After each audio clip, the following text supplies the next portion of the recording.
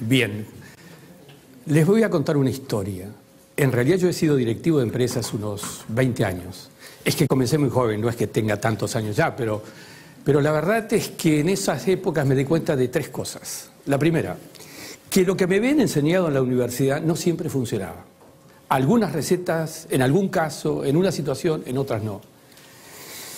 Y la verdad que comencé un largo camino, hace ya casi 20 años más adicionales, buscando la respuesta de por qué la receta no funciona, de por qué el caso bien analizado, del cual extraemos conclusiones, cuando vamos a aplicarlo al otro caso, es que algo falla.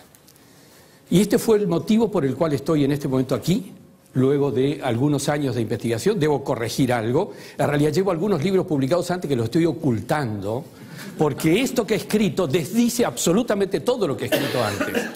Esto significa parte de lo que yo le llamo el salto cuántico que debemos provocar, y ya no solamente en herramientas para entender al comprador, sino en herramientas para entendernos a nosotros mismos. Yo creo que gran parte del problema empresario hoy día, que yo lo asumo en primera fila, es una cierta soberbia de que lo conocemos todo, de que sabemos de nuestro producto, y es el consumidor el que no nos entiende y no conoce del producto. Y este es un poco el tema del cual me parece que habría que reflexionar hoy día. Pero como habrá algunas cosas complicadas y tal vez con alguna jerga técnica que trataré de que sea lo más reducida posible, me he hecho una propuesta. Al que aguanta sin parpadear más de 3 veces, vamos a darle algún libro, sortear algún libro, hacia el final de la actividad.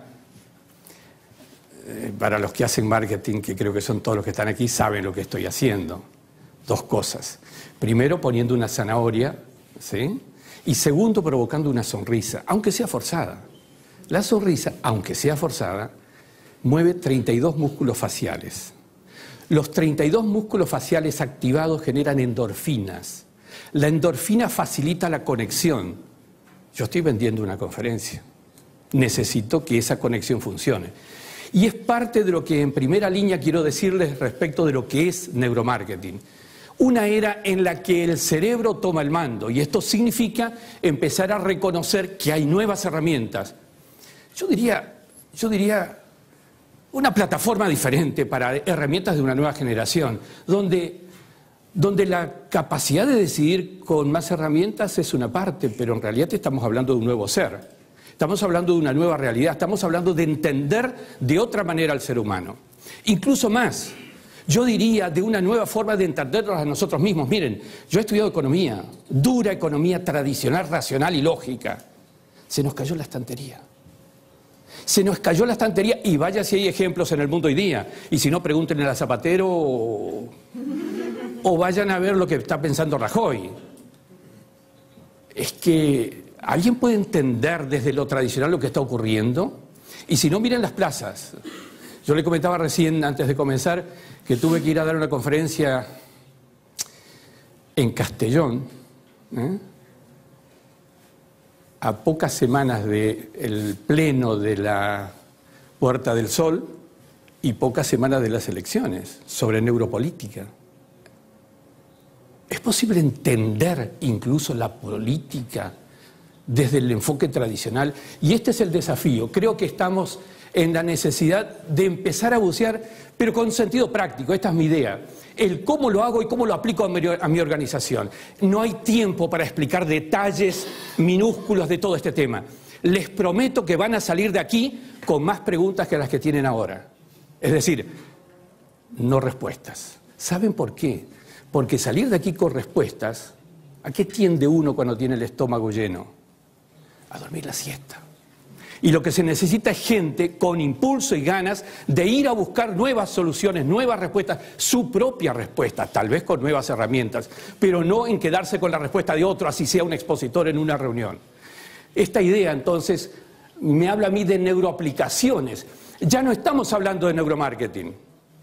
Neuromarketing, les voy a confesar, hay algún otro libro previo que he escrito por allí, por el 2005, luego de una estancia larga en Salamanca, donde empezamos a hablar de neuromarketing luego de lo que se denominó década del cerebro. La década del cerebro fue una década, la del 90, donde los neurólogos empezaron a contar con herramientas más sofisticadas para ver un cerebro humano en funcionamiento. Los tomógrafos o los resonadores permitían ver el cerebro mientras estaba funcionando. Antes había que esperar que se muera. De hecho, Einstein donó su cerebro para que sea investigado, para que descubramos luego por qué había sido tan inteligente. De hecho, así ocurrió. El cerebro de Einstein está repartido por cuánto laboratorio hay en el mundo. Pero lo cierto es que la década del 90, con los tomógrafos y resonadores, les permitieron primero a los neurólogos, con objetivos de prevenir o curar enfermedades, ir a buscar respuestas mucho más eficaces. Y si ustedes miran los premios Nobel de Medicina desde el 95 a esta parte, hay una predominancia de Nobel de Medicina por neurociencias, investigaciones específicas del cerebro. Comenzado el milenio, empezamos a trabajar en aplicaciones extra neurología, extra medicina. ¿Y por qué neuromarketing primero? Les voy a decir y les voy a confesar que le pasó a Lindström también, le pasó a varios, a 3 o 4 que hemos escrito cosas en esa época. Porque veníamos de marketing y nos era más fácil unir las dos cosas, tan sencillo como esto.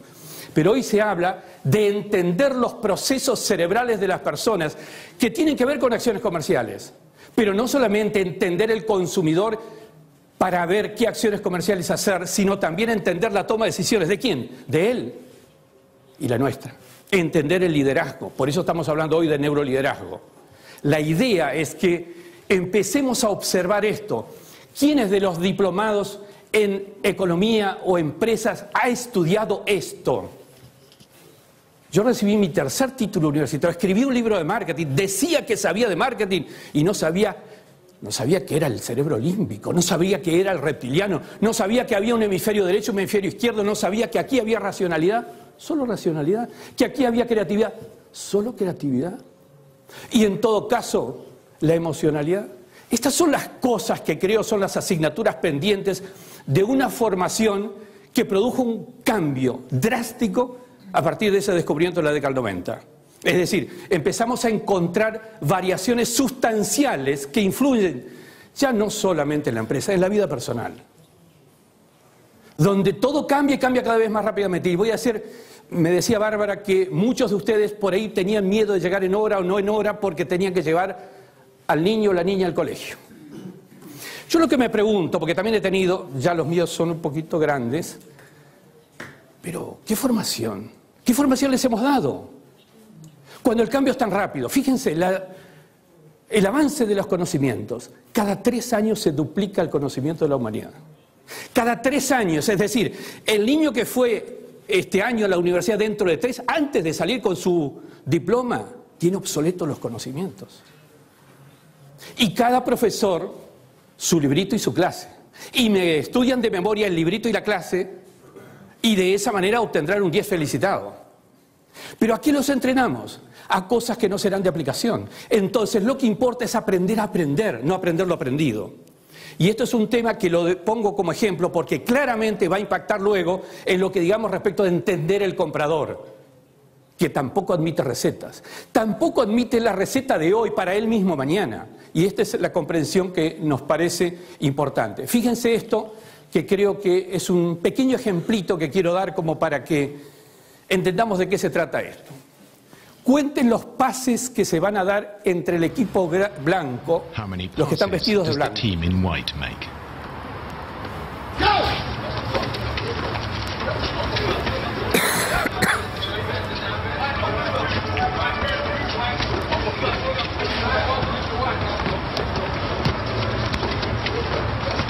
¿Cuántos? 13. ¡Qué bien! Han contado perfecto. No obstante. The answer is 13. No obstante. But did you see the moonwalking bear? Vamos para atrás.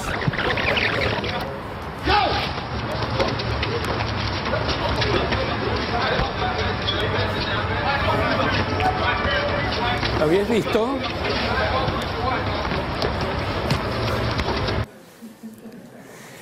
Yo siento lo agresivo que voy a hacer con la próxima frase, pero ¿podemos ser directivos de empresas si no vemos un oso así grandote pasando frente nuestro? ¿Podemos ser ejecutivos de marketing sin entenderlo? Yo tampoco lo vi, La primera vez tampoco lo vi. a partir de ese momento empecé a pensar, es que además de ir al gimnasio, tenía hace unos meses 10 kilos más que ahora, además de ir al gimnasio, tengo que ir, y de paso monté mi propio gimnasio del cerebro. Hay que entrenar el cerebro. ¿Cuánto hace que no vamos a entrenar el cerebro? Pero no solamente desde el punto de vista neurocognitivo, sino también desde el punto de vista emocional. La idea es que vemos clientes, vemos sus demandas, vemos lo que pasa en el equipo de trabajo, cuando en realidad tenemos automatizada toda nuestra rutina. Y de esto es de lo que se trata cuando decía al comienzo, ya no es solamente dame una herramienta más para entender mejor al consumidor. ¿Y la herramienta para entenderte a ti? ¿Para cuándo? Porque si tú no te entiendes, en realidad no entenderás al otro. La idea entonces es empezar a buscar de qué manera forma el cerebro su base de datos, aquella base de datos a partir de la cual responde, a partir de la cual toma decisiones, aún sin ser consciente. Luego voy a fundamentar esto, todas nuestras decisiones pasan inicialmente por el metaconsciente y no el consciente. Vivimos acumulando experiencias, aprendizajes, vivencias que se graban y memorizan a través de conexiones sinápticas. No tenemos ese librito metido acá adentro. No tenemos la experiencia tal o cual grabada como experiencia relatada. Lo único que tenemos es una conexión sináptica que intercambia neurotransmisores. Lamento decir esto, es fríamente químico, pero eso es lo que sois, lo que somos. Pero la idea entonces es que a partir de las conexiones sinápticas se conforman redes neuronales que son en el futuro la base del comportamiento. Tenemos que entender qué cantidad y calidad de conexiones neurales tiene mi consumidor para entender cuál va a ser la decisión de mañana. Y de alguna manera producimos constantes nuevas conexiones sinápticas, es decir, aprendizajes. Aprender es esto. Aprender es aumentar la cantidad y calidad de conexiones neurales que nos habilitan a tomar decisiones más creativas, mejores, originales el día de mañana. Este es el secreto del neuromarketing o de las neuroaplicaciones, para ser más amplio. Entonces, ¿cómo construye nuestro cerebro una decisión de compra?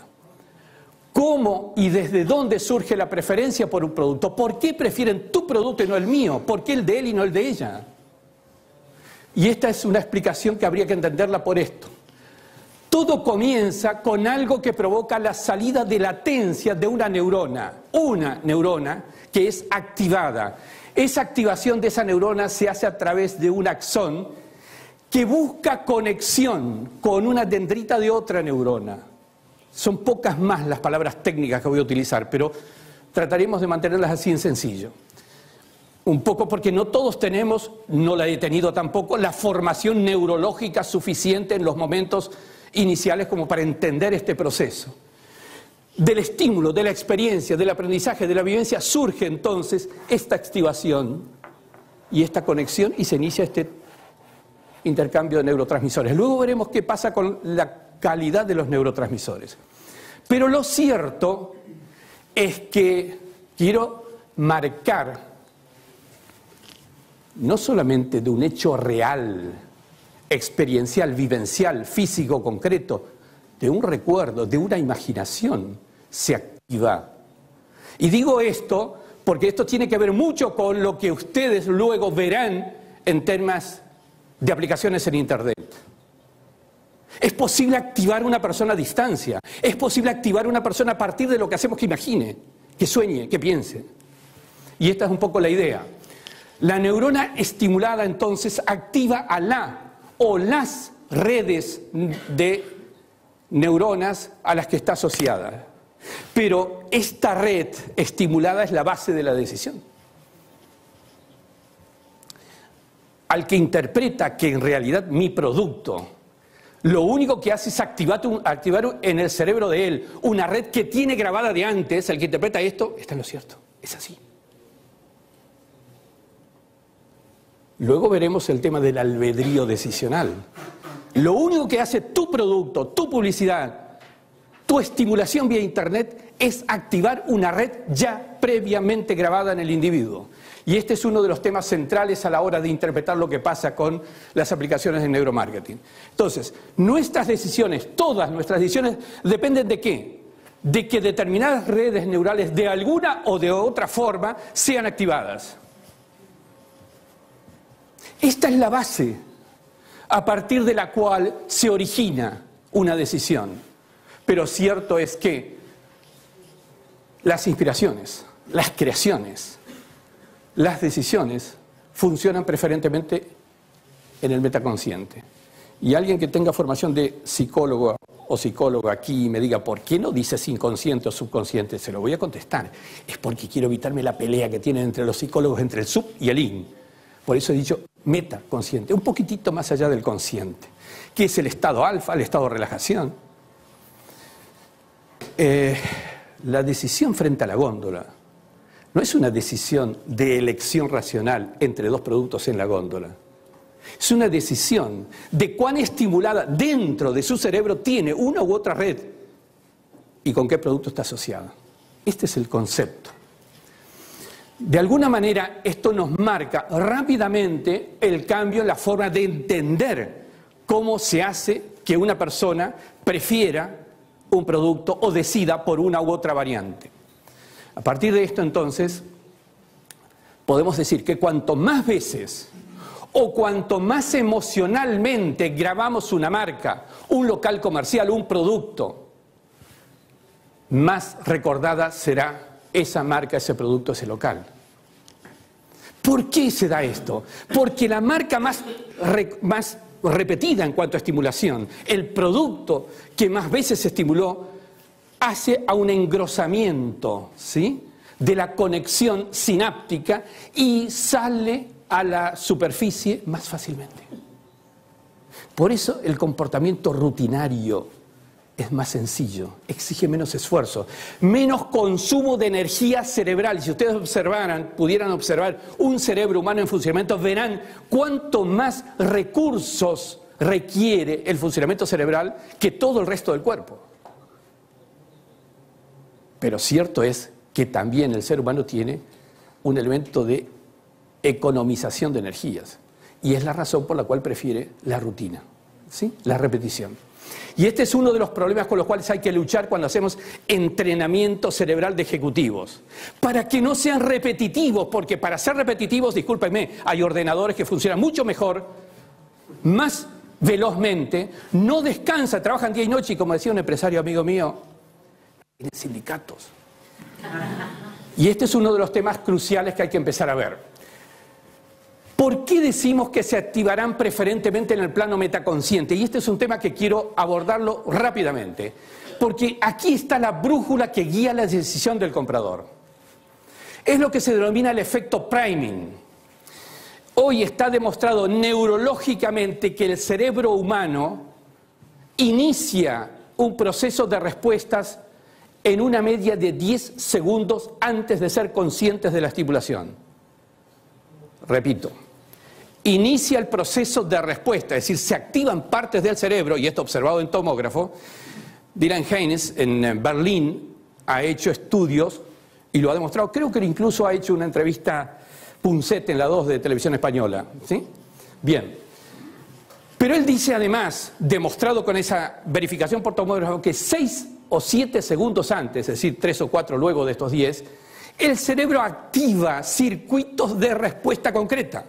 El cerebro está respondiendo antes de que esa persona sea consciente de la pregunta, ¿sí? Esto nos lleva entonces a reconocer que la brújula interior está basada en la memoria de resultados de experiencias previas. Resultados de experiencias previas que han quedado grabadas. Digo, resultados de experiencias previas. Nótese claramente la diferencia. No estoy diciendo la experiencia, el resultado. Y eso hace que se activen inconscientemente factores ligados a los resultados anteriores. Y eso se reviven como si fueran presentes. Les voy a decir algo.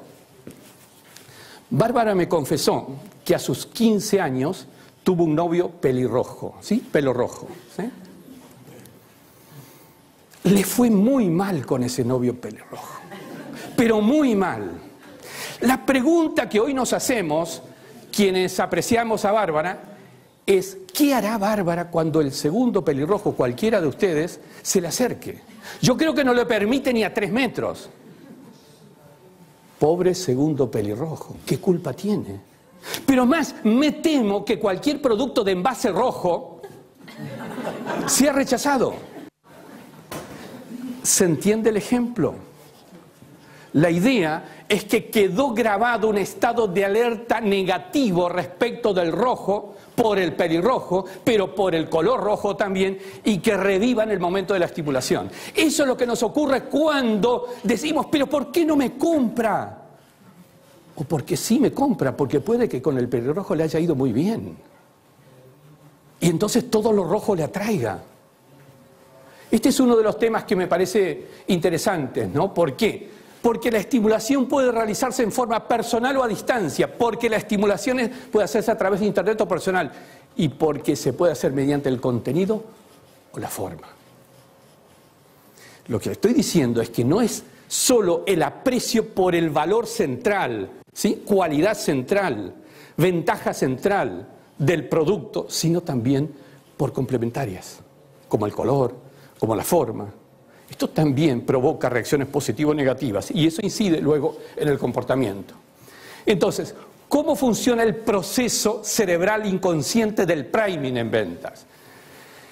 El estímulo, cualquiera sea el estímulo, recuerden, no solamente tu estímulo respecto al comprador, cualquiera sea el estímulo, depende de cuál, el tuyo o el del otro, sea más predominante o se vincule más con experiencias del individuo, pero ese estímulo precipita resultados de experiencias anteriores.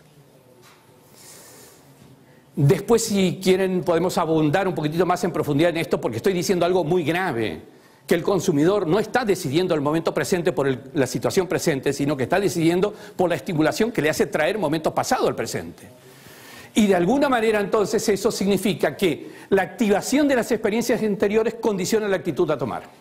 Claramente, el recuerdo de los resultados anteriores condiciona la decisión presente, porque influye en el proceso presente, porque está vivenciando o revivenciando la situación que le tocó vivir. Y esto nos lleva entonces, perdón, se me fue una antes, a que la activación de resultados anteriores hace que una persona privilegie actitudes coherentes con resultados positivos o coherentes con resultados negativos memorizados. Una de dos variantes. Y esto nos lleva entonces a revisar nuestro esquema y luego medirán el impacto sobre investigaciones de mercado, con lo cual estábamos también evaluando, pero lo voy a anticipar suavemente nomás. Si yo relevo el mercado tomando en cuenta solamente lo que la gente me dice respecto de un producto, y lo dice quien ha tenido durante no menos de 15 años un departamento de investigaciones de mercado tradicional, como ILFO, que tuve que desarmar, cambiarle las metodologías. Porque si relevamos solamente lo que la gente dice, no estamos relevando lo que la gente piensa. Y no es porque miente, es porque así es el ser humano. Tiene un pensamiento consciente y un metaconsciente. El que me contesta es alguien que intermedia por la racionalidad consciente, que no es lo que va a figurar luego predominantemente en la decisión efectiva de compra. Mire, un empresario amigo me decía, pero es que ni siquiera los integrantes del Focus hacen lo que dicen que van a hacer cuando van a comprar realmente. Yo lo siento quienes hacen investigación en el mercado, pero lo que estoy queriendo decir no es destruyamos todo, aportemos nuevas herramientas para descubrir lo que hay que descubrir, dónde hay que descubrirlo. Creo que estoy hiriendo sensibilidades, pero bueno, es mi destino. Es mi destino. Bien, pasamos a otro temita sin perjuicio de lo cual después integraremos un poco esto. Pero los hemisferios cerebrales, ya hace unos cuantos años atrás Perry gana el Nobel de Medicina justamente por descubrir la especialización hemisférica del funcionamiento cerebral. Y esto implica lo siguiente, que ciertas, y para los especialistas, si hay algún neurólogo aquí, las discusiones las tengo presentes y sé que hay discusiones sobre este tema, pero ya lo podemos analizar en un segundo nivel de análisis más profundo. Pero el hemisferio izquierdo analiza y procesa parte a parte, ítem a ítem. Se enfoca más en detalles, más racional, más lógico, más secuencial, mientras que el derecho es más holístico, más global, más conceptual, más creativo. Ahora, también podemos sintetizar. Quien tiene predominancia de hemisferio izquierdo piensa, aprende y decide linealmente, y quien tiene predominancia de derecho piensa, aprende y decide globalmente. Aplicaciones prácticas. Todos nacemos con una predominancia de hemisferio. El zurdo, por ejemplo, funciona más con el hemisferio derecho creativo. De hecho, fíjense, los tenistas, los futbolistas zurdos habitualmente son más creativos. Luego también podemos decir algo que me parece importante en términos de acciones comerciales. ¿Es posible activar a una persona a que me responda predominantemente desde un hemisferio, incluso por sobre la predominancia genética heredada? ¿Se entiende? Puedo activar a este cerebro a que me responda del derecho, aunque sea de predominancia izquierda. Y esto es importante porque no se olviden que en neuromarketing lo que responde a una acción comercial es el cerebro según qué y cuáles áreas están activadas. Con lo cual lo que tengo que lograr para determinadas respuestas es que se active el hemisferio, en este caso, luego veremos otras diferencias, en este caso el hemisferio correspondiente. Por ejemplo, si no tienes el mejor precio de plaza, mal puedes empezar el análisis por la discusión de costos-precios, porque lo pones en racional y lógico al individuo y te va a contestar desde la racionalidad pura y dura. Si tienes el mejor precio, olvídate de esto y vea la competencia racional y punto. Pero la apelación creativa te hace una compra más emocional, menos sujeta al aspecto racional de la discusión. A partir de esto, empecemos con algún ejemplo de esto. Podríamos escribir un libro de este tema solamente, pero en la comunicación comercial, con técnicas más visuales que palabras descriptivas, estamos haciendo una activación más del hemisferio derecho que el izquierdo. Es como comprar un cuadro. Miren, yo lo compro y es porque me gusta. No me piden una explicación racional de por qué pago lo que pago por este cuadro. Es que me gusta. ¿Se entiende lo que estoy diciendo? La idea es entonces que si, por otro lado, tengo una limitación, no puedo mostrarle cosas. Sin embargo, si en la comunicación utilizo metáforas, ejemplos, referencias visuales, estoy provocando impacto en el hemisferio derecho también, aunque no esté utilizando la vista. En este rol que me toca en estos años vivir, no solamente hay que saber del tema, hay que saber exponerlo. Esto que estoy haciendo, variar los tonos, cambiar los tonos. Ustedes no son todos visuales que hablan de esta manera, sino que algunos son kinestésicos que hablan de esta forma. Pero otros tendrán tal vez la necesidad de que se les active el hemisferio derecho. Lo que estoy diciendo que les entre por el derecho y no por el izquierdo. Si les entra por el derecho será una creación propia de ustedes, no mía. Por el izquierdo hay una interacción de lo que les digo y lo que ustedes comprenden. Por el derecho es como que ustedes están activados y no le asignan titularidad al otro. Vender un producto significa hacer que el otro lo compre. Entonces, esa es la realidad por la cual podemos trabajar más eficazmente por este lado.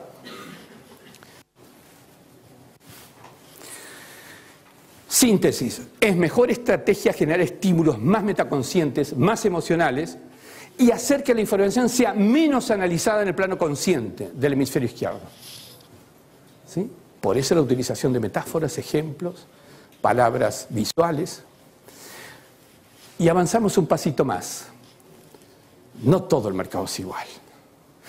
Obviamente, a la diferencia superficial evidente de las distinciones entre mujer-varón, hay otras diferencias sustanciales. Yo sé que voy a tocar un tema muy delicado, pero miren, me han tocado feministas en charlas de este tipo, no me acuerdo en qué país, pero la verdad sea dicha es que hay que empezar a entender que el futuro de la mujer está por reconocer y utilizar sus capacidades diferenciales positivas y no pretender pelear en el mundo del hombre con las cualidades del hombre, porque ahí pierde. ¿Sí? No obstante, digamos, algunas diferencias fisiológicas con fuerte impacto, algunas, no puedo todas, con fuerte impacto en acción comercial. El cuerpo calloso, ¿sí? Esta parte que divide el cerebro pensante del límbico, ¿sí? Hay 3 niveles, pensante, límbico, reptiliano, animal. Esta parte, en el caso del hombre, es más angosto y más grisáceo.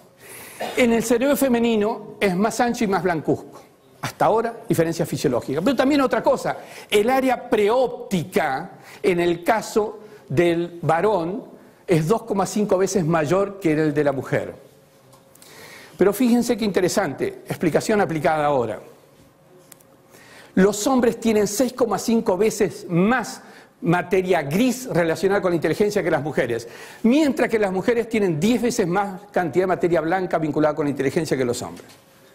Dicho esto, es descripción fisiológica, consecuencias comerciales. Primero, la decisión de la mujer requiere mayor variedad de insumos o factores aún distantes entre sí. Para venderle a una mujer, 30 argumentos y no uno. Para venderle a un hombre con 3 es suficiente. Estoy diciéndolo desde el punto de vista risueño, pero también es cierto que hoy ustedes observan en el mundo de la política, de la empresa, de las organizaciones interiormente, cada vez más mujeres ascendiendo a puestos de número 1, aún siendo todavía esta una sociedad machista. ¿Por qué?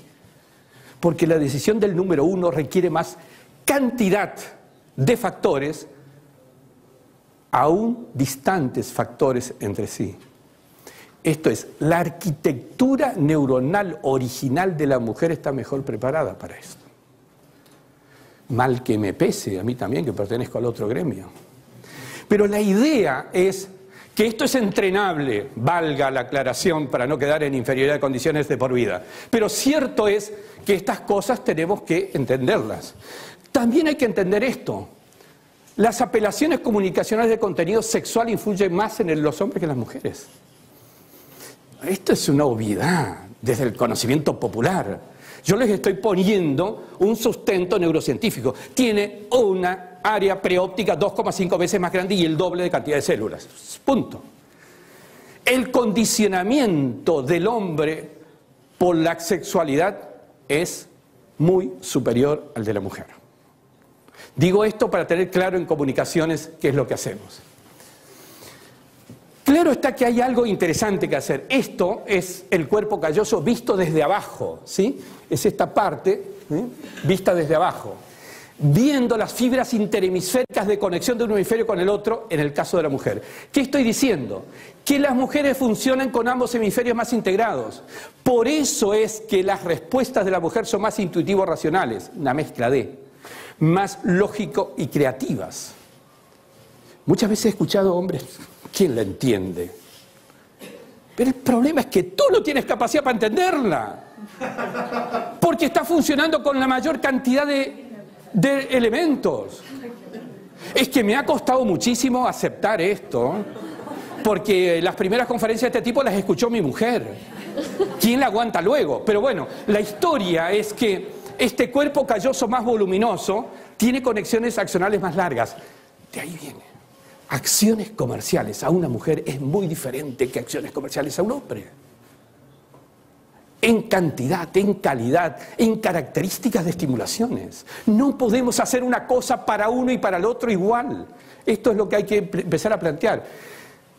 Hay otra cuestión también, sobre todo en la acción, cuando hacemos entrenamiento en lo que nosotros llamamos neurovendedores. Es decir, vendedores que utilizan técnica neuro para hacer acción de ventas. Las expresiones calificadoras, sean positivas o negativas, cualquiera sean, son más incidentes en el cerebro de la mujer que en el hombre. Fíjense, la corteza frontal izquierda, es decir, el área de Broca de una mujer activada por una calificación respecto del hombre, que casi ni se ve. ¿Qué quiero decir con esto?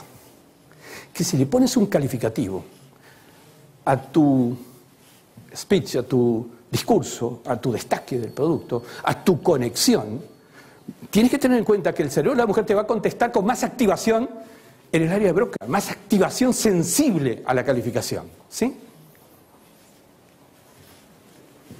Vamos a otra diferencia más y luego pasamos a otro temita, pero la idea es esta. La mujer tiene entonces mayor intensidad emocional vinculada con el pasado. Es decir, cuando hay un hombre dice, se acuerda de cuando hace 20 años llegué tarde una noche, es que sí, tiene una estructura de articulación e intensidad emocional marcadamente diferente.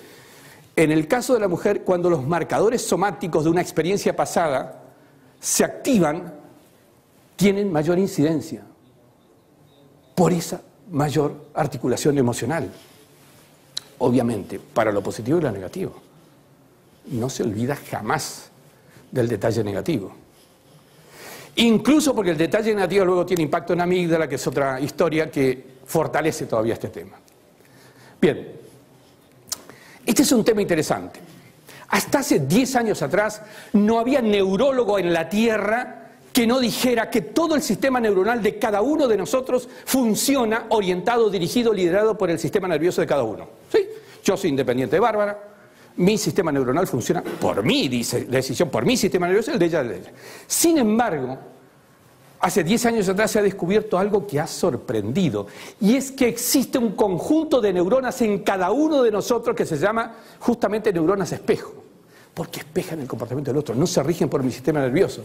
Es decir, hay como una especie de espejamiento del comportamiento del interlocutor. Esta mujer que tiene esta expresión, yo la llamaría, algunos chicos me dicen caracúlica, pero fíjense que al tener esta expresión delante, ella misma internamente tiene esto, por neuronas espejo. El comportamiento de esta persona, a pesar de esta expresión, será una media con esto. ¿Se entienden? Los viejos vendedores me dicen, pero claro, por eso, si yo sonrío y él sonríe. Sí, claro. Bueno, ahora te estoy dando el soporte neurológico de por qué te funciona esto. Y para que puedas activarlo más seriamente, más científicamente, más fundadamente. Esto hace que podamos lograr en otro un estado congruente con el nuestro. Un ejecutivo con esta cara seriote dando una orden va a provocar esa misma situación en el otro, convengamos. Esto también tiene que ver ya no solamente para vender un producto, sino para vender una decisión, perdón, pero estuviste bien porque has provocado con esto una sonrisa al comienzo, eso estuvo bien. Genera lo mismo en el otro, genera confianza, genera situación. Efectos empáticos que permiten liderar en el otro acciones, sensaciones y emociones, ¿sí? Avancemos un poco. Vamos a tener que redefinir entonces el concepto de producto. Más que marcas, productos o avisos, memorizamos episodios de nuestra vida vinculados con ese producto. Es decir, el ser humano no recuerda tu producto, yo lamento decirlo, pero en realidad recuerda momentos de su vida, de sus episodios vinculados al producto. Por eso es que el éxito del producto marca depende de las memorias episódicas a las que estén asociados. Y esto nos lleva entonces a una definición. Influye más en nuestras decisiones el episodio que el producto.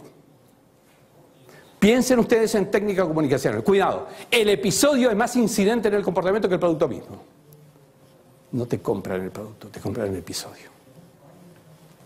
Miren, en mis largos años de vida solitaria en Salamanca, iba todos los días a tomar 4 cafés durante distintas horas del día en el Café del Oviedo. El que conoce Salamanca sabe a qué me refiero. Está en el medio del campus, un cafetín de 4x4. Tomar el café era volver a compartir con mi hija. Yo siempre desayuné con mi hija, que no la tenía cerca. La idea es que el producto Café del Oviedo era mi hija. Y a todos nos pasa, con más o menos precisión, pero nos pasa. Entonces, vendemos episodios de la vida de nuestro cliente reflejados en nuestros productos. Y cierto es que a partir de esto tenemos que decir, ¿qué es el producto? Finalmente, ¿qué es el producto? El producto no es otra cosa que un constructo mental en el cual incide tu propuesta en la góndola, pero solo como estimulante. Lo que se conforma aquí adentro como constructo mental es una conjunción de elementos de la estimulación con recuerdos y episodios míos. Esto significa que hay una elaboración en la mente de la persona haciendo que incida esa cantidad de recuerdos. Por eso hay que estudiar la realidad de cada país, de cada zona, de cada región, de cada lugar para poder entender qué hacemos como acción comercial. ¿Por qué? Porque de eso depende las memorias episódicas que surjan. Para convencer a un cliente, tanto como para presentarle un producto, hace falta que estemos presentes. O con internet podemos hacerlo. Esta es la idea. Lo que interesa no es que estés frente a, sino que lo que importa es que tengas correcta estimulación de aquel que esté donde esté, va a tener una precipitación mental acorde con un producto o con el otro. A partir de esto, entonces, ¿cómo lo construimos? Lo primero que ocurre es una percepción de estímulos por los sentidos. Esto es lo primero que nos ocurre a todos. Es la forma en que se entra al cerebro. Vista, oído, tacto, olfato, gusto. Luego, por cierto, hay una activación de memorias episódicas. Inmediatamente por lo cual se van conformando construcciones mentales derivadas de esas percepciones vinculadas a episodios. Cierto es que luego de esta construcción mental hay una precipitación de asociación con un archivo de marcas, productos preexistentes en ese consumidor o en ese mercado. Si no estás aquí, no vas a ser elegido. Un producto que no es conocido, evidentemente no es comprado. Avanzando un poco en este tema. Percepción. Hemos dicho vista, oído, tacto, olfato, gusto. Sin embargo, ponemos 4. ¿Por qué ponemos 4? Esta es una puerta de entrada de información, pero que va vía tálamo a las cortezas sensoriales. Y la quinta es una entrada diferente. ¿Por qué? Porque tiene que ver con un direccionamiento desde el bulbo olfatorio hacia el hipocampo. El hipocampo es cerebro límbico, no es consciente. Y esto es tremendamente importante en acciones comerciales. Fíjense cómo funciona. El aire entra por la cavidad nasal, va al hipocampo y luego los olores se clasifican en base a unas categorías básicas de agradables y desagradables, pero en función de qué es lo que activa este aire que entró y vía hipocampo, se asoció con algo ya registrado previamente. Y eso es lo que nos lleva a que ese cotejo se haga con una base de datos ya previamente catalogados, lo que nos llevará al surgir de una emoción asociada. Sin conciencia, el aroma precipita en un individuo una reacción de emoción positiva o negativa. Y esto es lo importante del olfato. Y esto es lo tremendamente importante del olfato. Yo he estudiado este tema en locales comerciales, por ejemplo, y prácticamente es el factor de más incidencia. Se dice que se recuerda el 35% de lo que se huele, contra un 4 o 5% de lo que se ve. Y esta es una cuestión a tomarla en cuenta. Y yo sé que más de uno está pensando, ¿cómo lo hago a través de Internet? ¿Y cómo lo hago a distancia? Que yo no le puedo tirar un frasquito de perfume a 20 kilómetros. Sin embargo, acá hay que unirlo con otro factor. La imaginación influye tanto como la experiencia concreta, hemos dicho al comienzo. Es decir, lo que yo percibo no depende de lo que fisiológicamente me entre por los 5 sentidos, sino también por lo que imagino. Y esto tiene que ver también con programación de ejecutivos. A los ejecutivos lo que hacemos es entrenarlos a que imaginen para autoincidir en sí mismos sobre toma de decisiones. Fíjense este ejemplo. ¿No huelen a café? A mí me ocurre. Cuando veo esto, la idea entonces es que el cerebro no distingue entre lo real y lo imaginario. Es capaz de desarrollar respuestas orgánicas, comportamentales ante la imaginación de hechos. Este es un campo interesantísimo, el trabajar sobre el poder de la imaginación. Hace días atrás en un evento de Casa América, justamente en Madrid, me pidieron una conferencia, nunca había dado esto, cerebro y felicidad. La idea es que trabajar sobre la meditación, sí, estoy hablando de meditación, a empresarios, sí, a gente de la racional de todos los días, es tremendamente importante. Yo he hecho algunos viajes a la India, creo que para mi vida y mi actividad profesional es un antes y después de la India, solamente eso les digo. Y el que quiera discutir esto, no tengo el tiempo ahora, me quedaré las horas que sean necesarias aquí afuera para discutirlo el tema. Porque vengo de la durísima disciplina racional y lógica. Y tuve que provocar un cambio porque no encontraba solución allí y sí lo encuentro aquí. La idea es trabajar sobre este tema de la imaginación. Pero el anclaje profundo de la acción comercial hay que hacerla en la profundidad de la mente. ¿Qué quiero decir con esto? Que la explicación de un comportamiento en superficie no es por el temporal de la superficie, tiene que ver con lo que pasa aquí abajo. En la profundidad, no en la superficie. Tenemos que venir como buzos a este nivel para poder encontrar la explicación de lo que ocurre ahí. Y ciertamente que mi acción comercial tiene que estar fundada allí. Caso concreto. Este es un caso que trabajamos para una empresa de seguros, donde lo primero que nos ocurrió es lo siguiente. Nos dimos cuenta de que nuestros consumidores o compradores asegurados eran como un iceberg. En superficie, lo que ellos pedían de la compañía era que tenga trayectoria, confiabilidad, transparencia, seguridad, solvencia, tranquilidad. Son factores que pedían. Ahora, cuando yo le pregunto a cada uno de vosotros qué es transparencia y creo que tendré 40 definiciones diferentes de transparencia. Entonces, ¿qué le digo a la empresa? ¿Qué le pone a su producto, a su operación comercial a la empresa si hay 40 definiciones de transparencia? Entonces, lo que hicimos es salirnos de esta distorsión de la intermediación consciente y empezar a investigar más en profundidad en el metaconsciente. Donde encontramos estas cosas, aunque parezcan simples: mármol, piedra, flores, hierro, sillones, sillas, vidrio, plantas. Menos discutibles, menos intermediadas por el consciente, más eficaces explicando, más congruentemente. Y esto es lo que hicimos con el layout de la oficina, de las oficinas, de todo un corredor de comercialización que hacían en unos 30 locales comerciales. Ponerles todo, desde el aroma. Tuvimos que intervenir el departamento de arquitectura para cambiarles el layout, el diseño, las características y los materiales con los cuales se había diseñado la oficina. Pero ¿cómo se hace esto? En la práctica. Vamos a poner un elemento concreto respecto de cómo se hace en por lo menos un sentido. Fíjense, obviamente le sacamos la cabeza porque esto es un caso real, esto es una fotografía de mientras estábamos operando con esta compañía. Para ver qué música, claro, una psicóloga preguntando al investigado qué sensaciones tenía a partir de una secuencia de ritmos musicales diferentes a lo largo de 15 minutos, cambiando cada 3 minutos el ritmo. ¿Sí? Pero no dejaba de ser una interpretación consciente. Por lo cual, al mismo tiempo, lo que le hemos puesto aquí un holter. ¿Sí? ¿Saben lo que es un holter?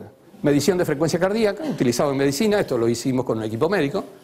Con lo cual medíamos la frecuencia cardíaca a lo largo de la variación de sentidos. ¿Qué obtuvimos? Ciertas melodías se asocian con patrones de respuesta a las pulsaciones, diferentes según los tipos de música y el silencio. Para quienes hacen investigación en el mercado, claro está, esto demuestra significatividad del hecho. ¿Sí? Y esto ya es importante como técnica de investigación. Luego, que en paralelo con la elección consciente de los individuos, es decir, la que le relataba a la psicóloga, el cuerpo de esa misma persona presentaba una respuesta autonómica, diferente. ¿Sí? Demostrando que lo que él decía no se compadecía congruentemente con lo que su propio cuerpo evidenciaba. Y también que las melodías provocaron una respuesta consciente, sino también una reacción no voluntaria del organismo, independiente de la voluntad. Con lo cual llegamos a determinar en esta investigación una elección de ritmo musical que no era la que dijeron los investigados que querían o les producía factores de mayor positividad respecto al producto, sino aquel que el cuerpo manifestaba. Esto es una cosa de la técnica que hay que tener, es decir, la investigación tiene que ir un poquito más en profundidad. No lo que dice quien dice lo que dice, sino en lo que le pasa a quien dice lo que dice. Porque hay que tener en cuenta esto que a mí me parece importante como frase. Nuestro cerebro busca patrones con significado, incluso donde no hay. Es decir, los humanos no deciden racionalmente, sino que racionalizan sus decisiones. ¿Se entiende la diferencia? La idea es que una cosa es decidir por evaluación racional y otra cosa es racionalizar lo que ya decidiste, incluyendo los productos de mayor importancia, no solamente los de compra impulsiva. Es un tema que lo pongo por dos cosas. Fíjense, ustedes saben que esto es una publicidad de Benetton, ¿sí? Pero saben la característica de Benetton. La utilizo como ejemplo para decir lo siguiente: esto tiene que ver con dos cosas. Primero, con técnica comunicacional, y lo segundo, con qué hacemos cuando hacemos entrenamiento de ejecutivos para toma de decisiones. Esto, por ser quienes son, en sociedades como la española, de características que todavía hoy día se están diluyendo un poco, pero claramente de cierto perfil de creencia confesional. Esto provoca mayor grado de atractividad, de atención. Es decir, les provoca mayor concentración atencional. En la jerga técnica significa densidad de atención. Esto produce mayor grabación en el hemisferio derecho. Esto, al provocar densidad de atención, modifica el cerebro. Vamos a la gráfica siguiente y les voy a mostrar algo. El cerebro cambia cuando logramos concentrar atención y aumentar la densidad. O sea, el poder de una persona está en el logro de en sí misma de densidad de atención. ¿Me permiten 2 minutitos de una cosa compleja? Un poco para dejarles una inquietud más y una pregunta adicional. Hay pocos trabajos de esto, pero sí hay algunos y muy solventes. En situaciones de densidad atencional, en el cerebro del ser humano se produce lo que se denomina un efecto seno-cuántico. ¿Ustedes recuerdan física? Efecto seno-cuántico es variación de lo observado por el hecho de ser observado, para ser sintéticos, simples. Esto es un puntero láser. ¿Dónde está el puntero láser? ¿Alguien lo puede ver? ¿Dónde está? Mi mano derecha. Pues no, porque no existen cosas, excepto las que yo configuro aquí adentro, y ustedes configuran aquí adentro. La visualidad en el occipital, 32 áreas de grabación de memorias visuales. Si yo concentro atención en esto, en realidad estoy concentrando atención aquí. Si yo concentro atención aquí y hago densidad de atención, altero el cerebro. Y si no, pregúntenle a Einstein, ¿qué le pasó? Lo que le pasó fue que estuvo días, semanas y meses absorbido por su cuestión de la teoría de la relatividad. Densidad de atención. Y tuvo que lograr un momento, que es un momento en que el consciente no interfiere, estaba durmiendo, cuando soñó que cabalgaba en un rayo de luz. Cualquier parecido a la realidad que les pasa a cualquiera. Me fui a dormir con la preocupación de tal problema, o la llave perdida de mi piso, y al día siguiente, eureka, ahí estaba. Cualquier parecido con la realidad no es casualidad. La idea es que el poder está en el foco de densidad, porque cuando te fuiste a dormir con la preocupación de la llave perdida, le diste instrucción a tu metaconsciente, en el periodo en que el consciente no molesta porque duerme, a que encuentre la llave. Y el consciente tiene muchas más limitaciones. 7 más menos 2 cosas, es decir, entre 5 y 9 elementos en simultáneo, más no puede. El metaconsciente, todas, infinita. Y esta es un poco la realidad. Con lo cual, si ustedes quieren volver, esta es la razón por la que comentabas al comienzo, que en realidad me estoy yendo al neuromarketing para irme a sacarle partido a mi cerebro, al de ustedes, al de cualquiera. Y es que de esto se trata. Es que de esto se trata. Pero volviendo a la acción comercial, si logras concentrar la atención de tu comprador, provocarle densidad de atención, le estás cambiando el cerebro. Y cualquiera que tenga miedo, preocupación y se asuste de este tema, yo también. De todas maneras, esto es así. Y mejor conocerlo que ignorarlo.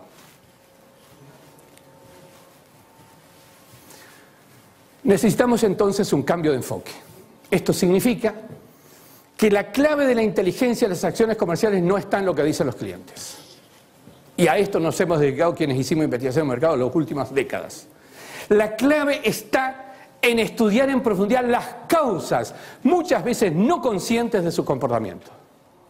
El 95% del funcionamiento cerebral se produce bajo el nivel de conciencia. Y estos son los grados de complejidad y al mismo tiempo de mayor certidumbre como para encontrar una explicación de cómo hacer una acción comercial exitosa.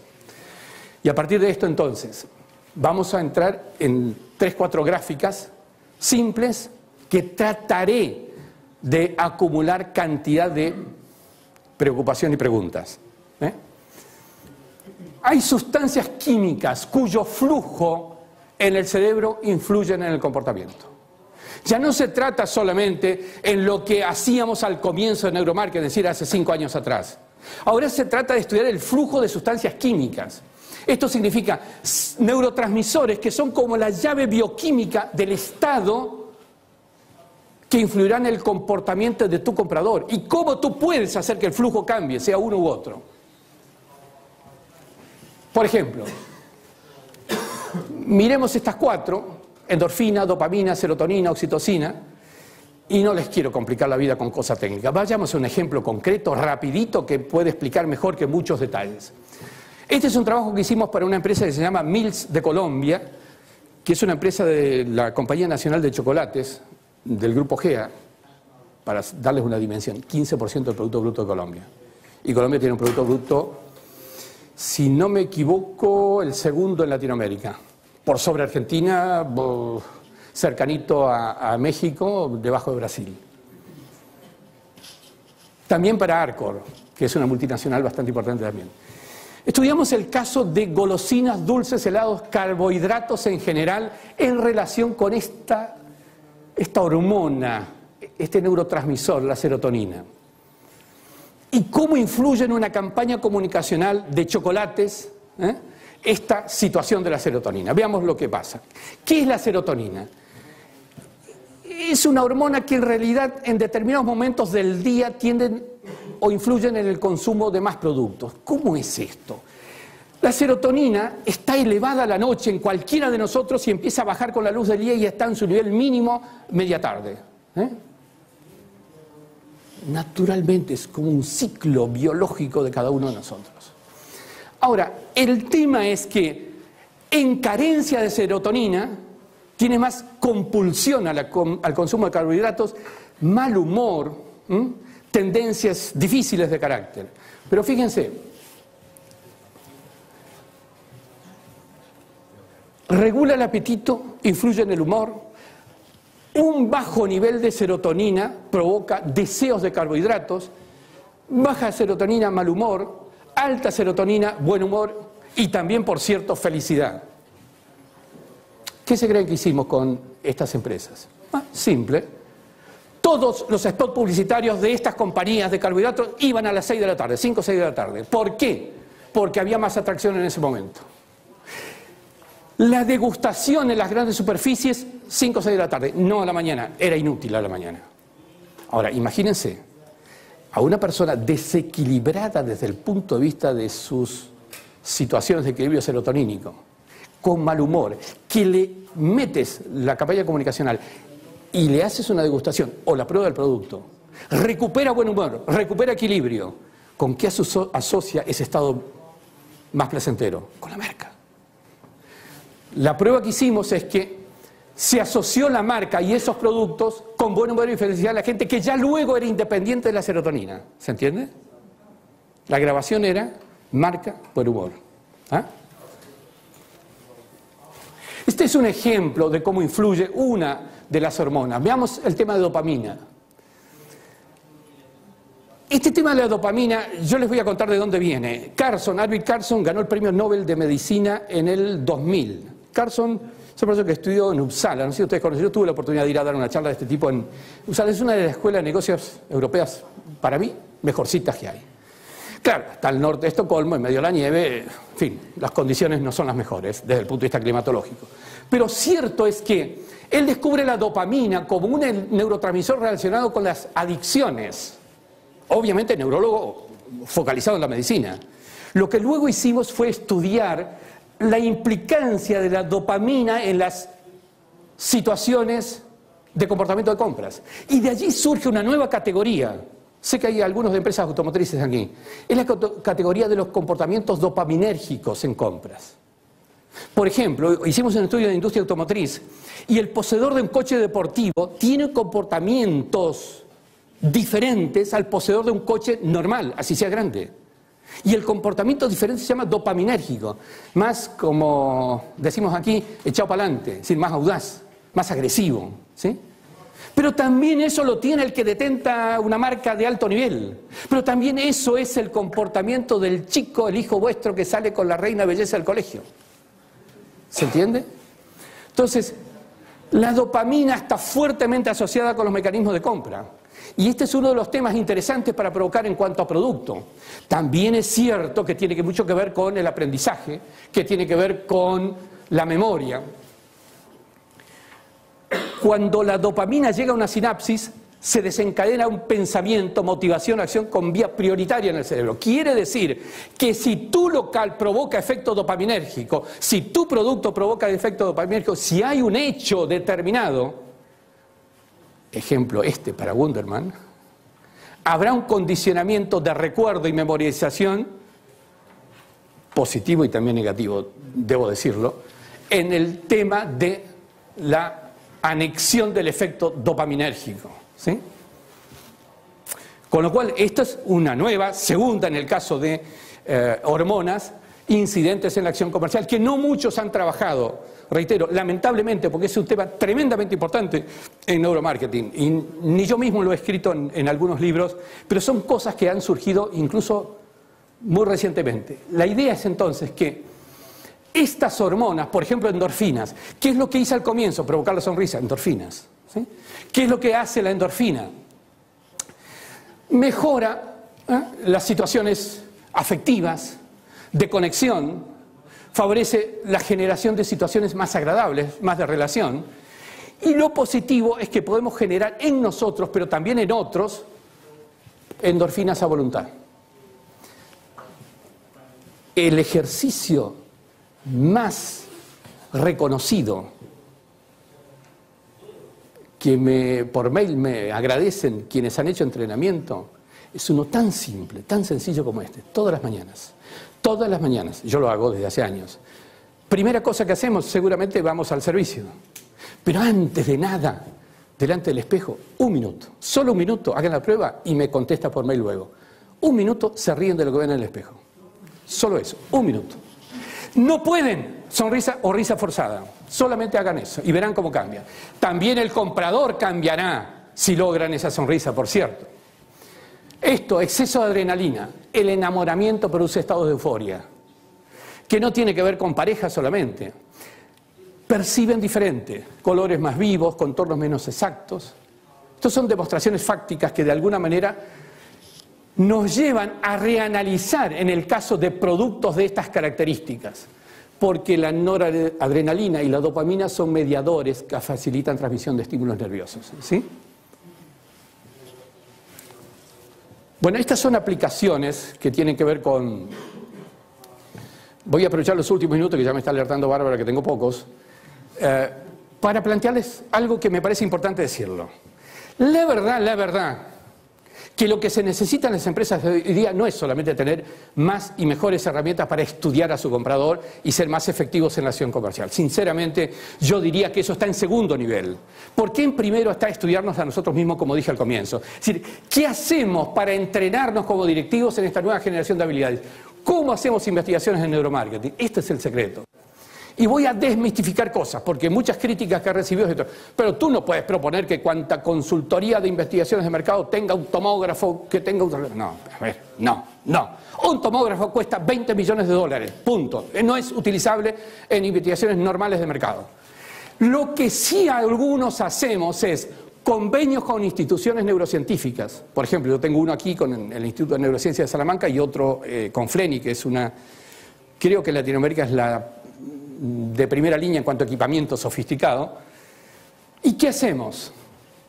Con beneficios de resultados recíprocos de investigación, ellos me ponen el equipo, me ponen neurólogos, el equipo me refiero a los instrumentos, los tomógrafos, me ponen neurólogos y hacemos investigaciones de patrones de comportamiento, no la investigación para Wunderman, el patrón de comportamiento de esa sociedad en determinadas estimulaciones. Obviamente seguimos, yo lo hago con equipos de becarios que me dan las universidades, que nos manda para aprender, porque esto no se enseña todavía en las universidades. Entonces, sigo detalladamente, las investigaciones se producen en distintos lados.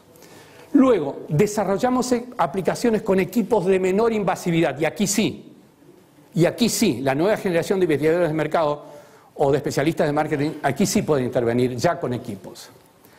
Y por cierto, hay un problema. No es solamente tener el equipo, hay que desarrollar una acumulación de experiencia. ¿Para qué? Para obtener parámetros y baremos. Que esto es lo que por ahí podemos tener quienes hace algunos años que estamos en este tema. Y el cuarto tema es el programa de entrenamiento neurocognitivo y autoliderazgo. Vamos a ver cómo se hace esto. Primero, rápidamente lo digo, la búsqueda de patrones se hace con resonadores, tomógrafos y mediante neuroimágenes. Eso es... ¿Qué le pasa al cerebro del individuo mientras está estimulado por algo? Hoy tenemos una línea en FLENI investigando el efecto genérico y marca a un determinado segmento poblacional. ¿Qué le produce? ¿Qué parte del cerebro se activa ante una estimulación de una marca conocida y un genérico? O el precio contado, precio plazos. Lo cierto es que en la investigación aplicada lo que se hace en realidad es... Vamos a ver rápidamente. Atributos al producto o servicio que generan aceptación, nivel de aceptación, pretest y recordación, grado de impacto de cada parte de un comercial, fuerza de apegos emocionales a una marca en particular y estímulos que deben implementarse en el punto de venta. Estos son los que se hacen desde el punto de vista de investigación en comportamientos. Y la implementación se hace de esta forma. Con menor invasividad, por cierto, alguna la he mostrado recién. Por ejemplo, aquí hay una medición de grados de concentración. Esto es para el rediseño de conductas, no es un anteojo normal, hay una estimulación lumínica junto a la estimulación auditiva. Y aquí estamos obteniendo respuesta galvánica. Voy rápidamente en el tema. ¿Qué significa respuesta galvánica? Medimos sudoración y temperatura de la piel ante un determinado estímulo, ¿sí? Esto significa, con estos dos cablecitos colocados en la mano de este individuo, un integrante de la muestra que estamos investigando, y a través de este aparato en el monitor estamos observando la variación de temperatura y sudoración que demuestra estados de estrés, no estrés o condicionamiento emocional en la toma de decisiones, ¿sí? Obviamente los resultados se traducen en estos reportes, donde la disminución de temperatura significa vasoconstricción, reducción de circulación sanguínea, por eso se enfría la piel, o el aumento de conductancia, por la sudoración justamente, y esto vamos midiendo en las dos curvas qué resultado se obtiene ante, insisto, un spot, ante un producto, un envase, incluso hemos hecho ante una persona, en este caso algún político. Pero, lo digo como cosa histórica, no me dedico más a políticos, porque el problema es la congruencia interna, que bueno, sería largo decir. Sí, a eso me refería.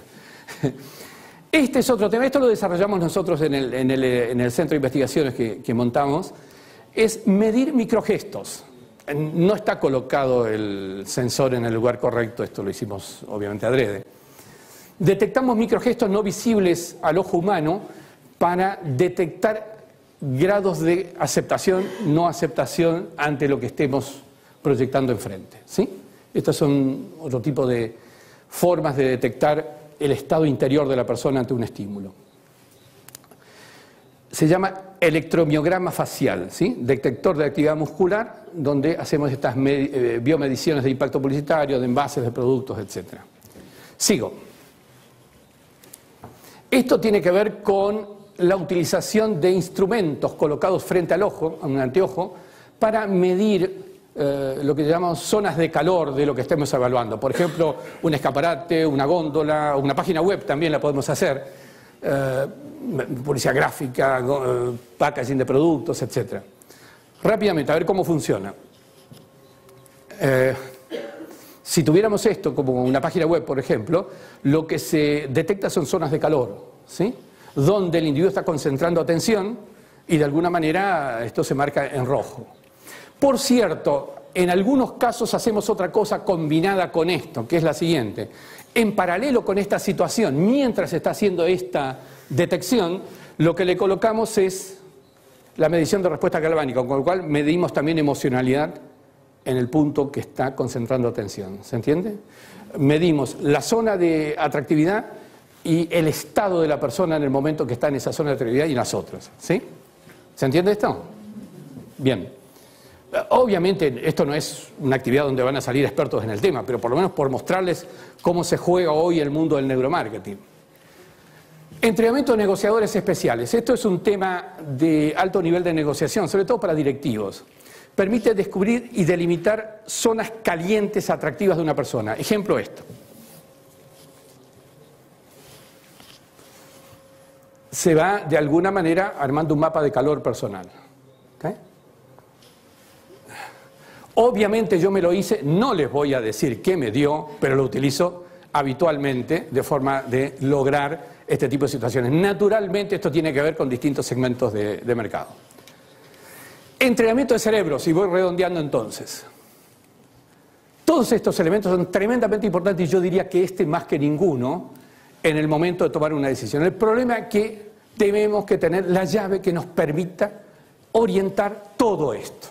El problema del ejecutivo hoy día no es tener buena información, no es tener buenas fórmulas o recetas de toma de decisiones, porque la información está disponible hoy día a poco que tengamos una conexión a Internet. toda la información que quieran. Con más o menos técnica para buscarla, la encuentran. Segundo, fórmulas y recetas. Están todos los libros en internet, ni siquiera tienen que ir a comprar los libros. Pero el problema, el fallo de la toma de decisiones es el estado de la persona en el momento que utiliza esa información y esas fórmulas. Con lo cual, la idea es generar entrenamiento no solamente neurocognitivo, ¿sí?, en lo que nosotros llamamos brain training o gimnasio cerebral, sino también cómo hacemos para lograr que tenga liderazgo, autoliderazgo emocional.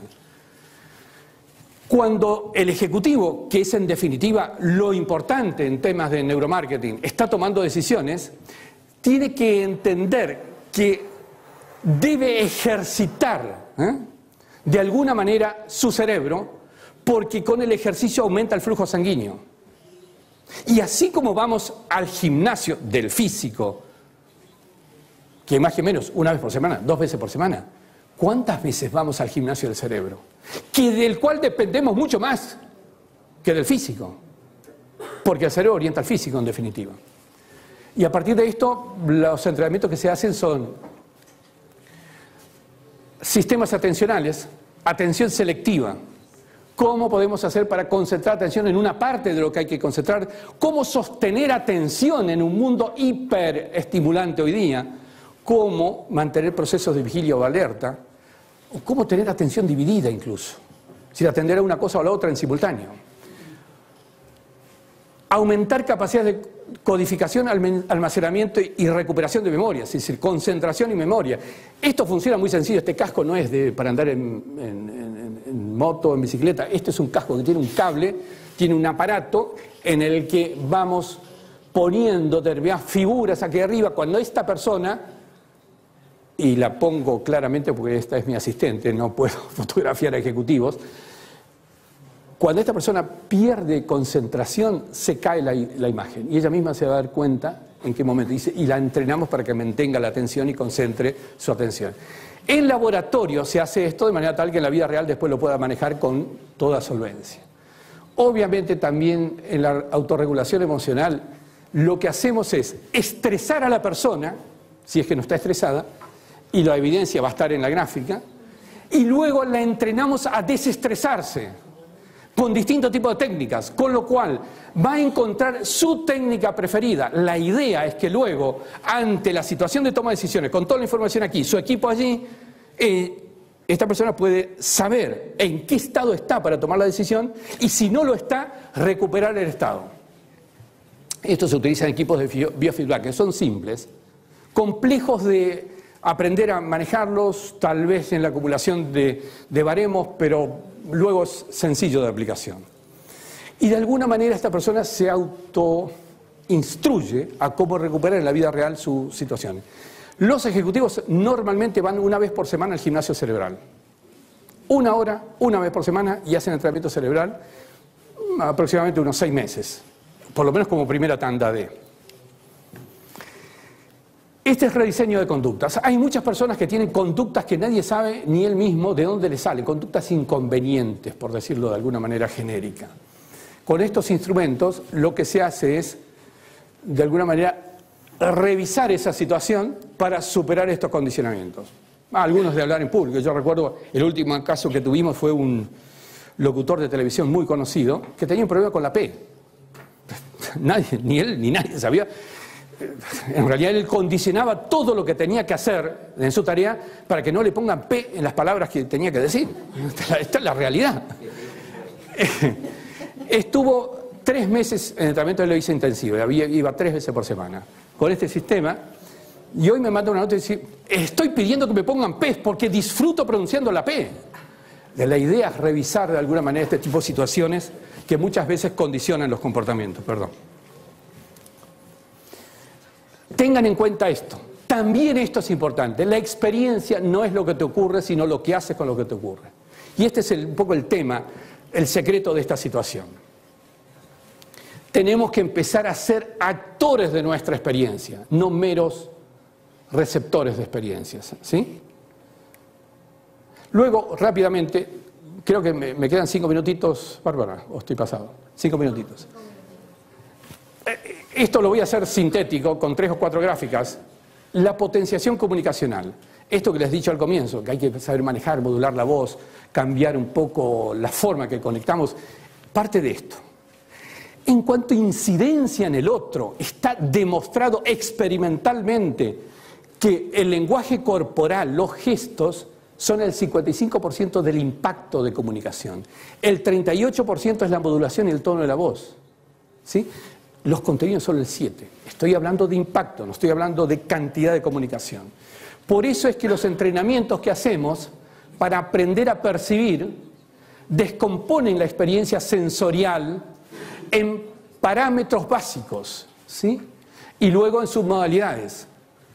Entrenamos a la persona a captar de alguna manera distintas submodalidades del parámetro visual, distintas del auditivo y diferentes del kinestésico, entendiendo por kinestésico tacto, olfato, gusto, emoción.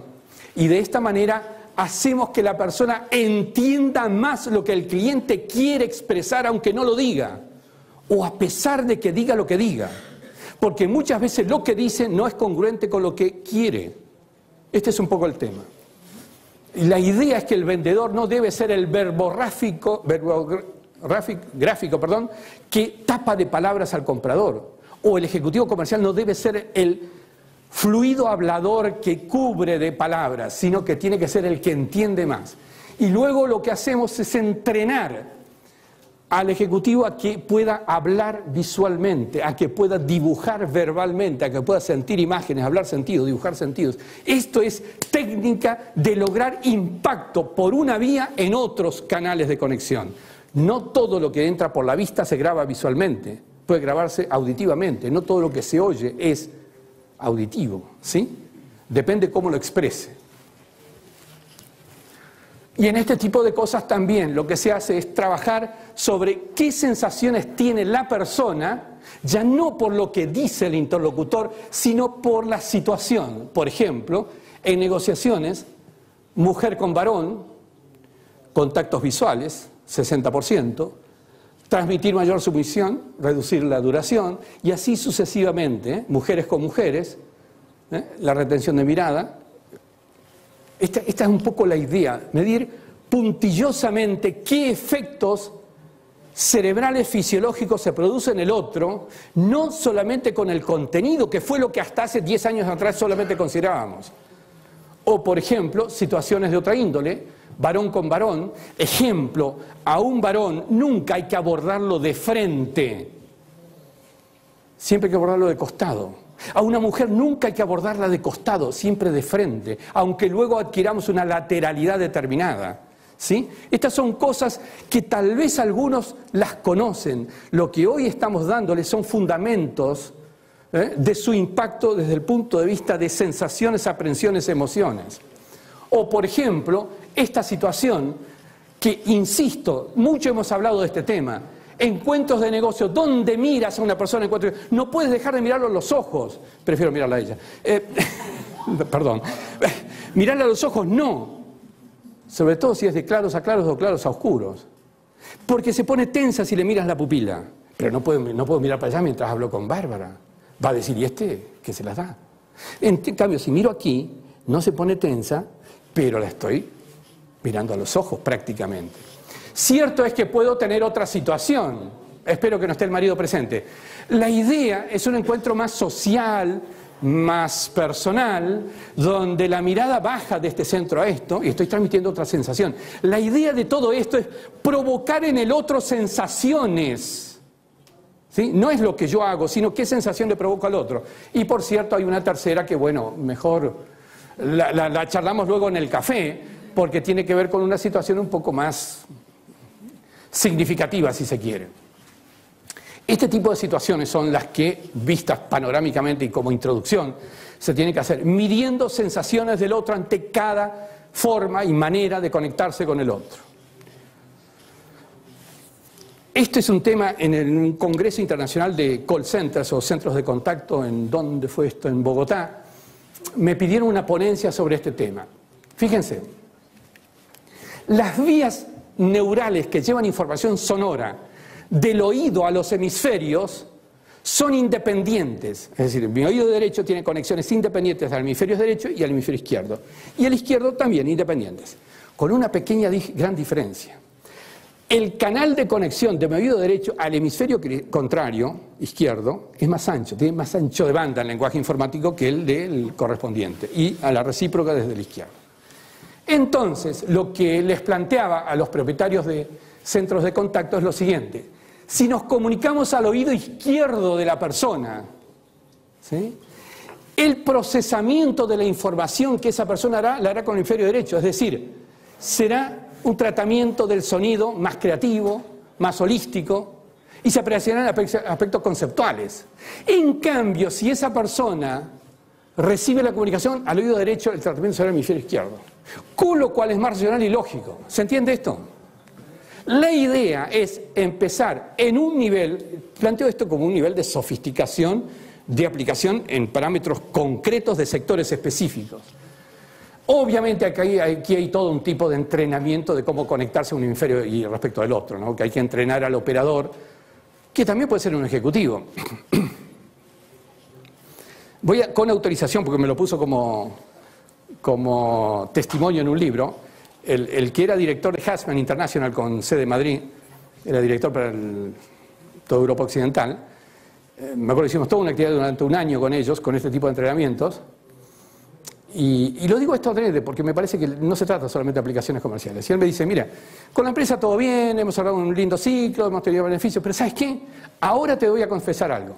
Y lo voy a decir, Francis Merino. Pues además lo hizo público él. Y me dice, Francis, te voy a confesar algo. Cuando empezamos la actividad contigo, estaba iniciando el proceso de divorcio. Muchacho de 45 años. Empecé a aplicar lo tuyo, no en la empresa, o no solo en la empresa, la apliqué en mi vida.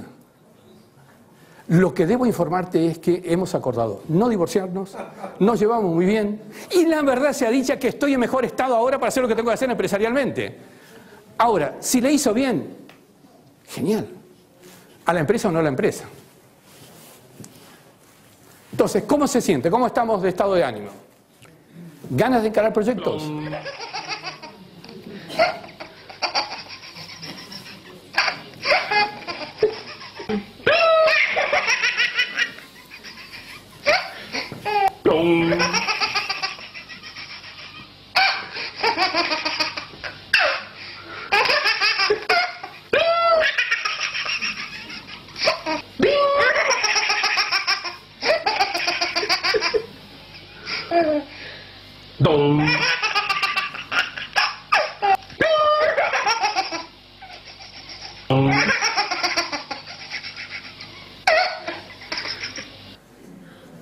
¿Y ahora? ¿No les cambia algo? ¿En qué estado están?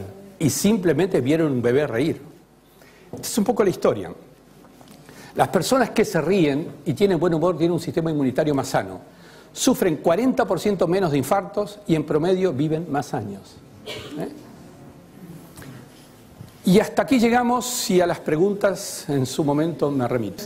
Después de cada una de las sesiones vamos a hacer un poquito una ronda de preguntas, pero Néstor se va a quedar después con lo que podemos ir acumulando si se os ocurre algo más. A mí lo que me gustaría es que si nos pudiera contar un poco... Ciertas de las cosas que nos ha dicho nos dan hasta algo de ansiedad, en el sentido de hay ciertas marcas que para nada están aplicando esta forma de pensar. ¿Cuál, así a bote pronto, 2, 3 marcas que realmente lo estén haciendo bien y que estén aplicando bien los principios de neuromarketing?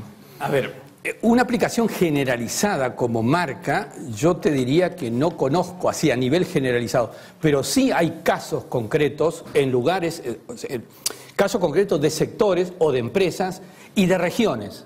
Por ejemplo, yo he trabajado con la Fiat para Latinoamérica. Por ejemplo, General Motors ha trabajado a nivel internacional. Por ejemplo, Coca-Cola en algunas cosas ha trabajado también. Y después, múltiples empresas pequeñas que yo, esto lo quiero decir, porque no todos son grandes empresas o multinacionales las que hacen esto. Y voy a desmitificar otra cosa. Esto no tiene el hipercosto imposible para una empresa mediana o pequeña. Yo creo que acá los americanos, me refiero a americanos del norte, han hecho de esto un mito, donde han hecho una estimación extrambótica de valores. Yo estimo que los costes respecto de la aplicación tradicional no superan un plus del 20%, no más que eso por la complejidad técnica y por los instrumentos que se utilizan. Con lo cual, empresa pequeña, por ejemplo, la compañía de seguros que yo he mencionado se llama La Segunda y trabaja en Argentina, Brasil, Uruguay y Chile. Otras empresas, Sancor también ha trabajado, Arcor, por ejemplo, esa sí es una multinacional de golosinas, Mills, que he mencionado también, ¿quién otra?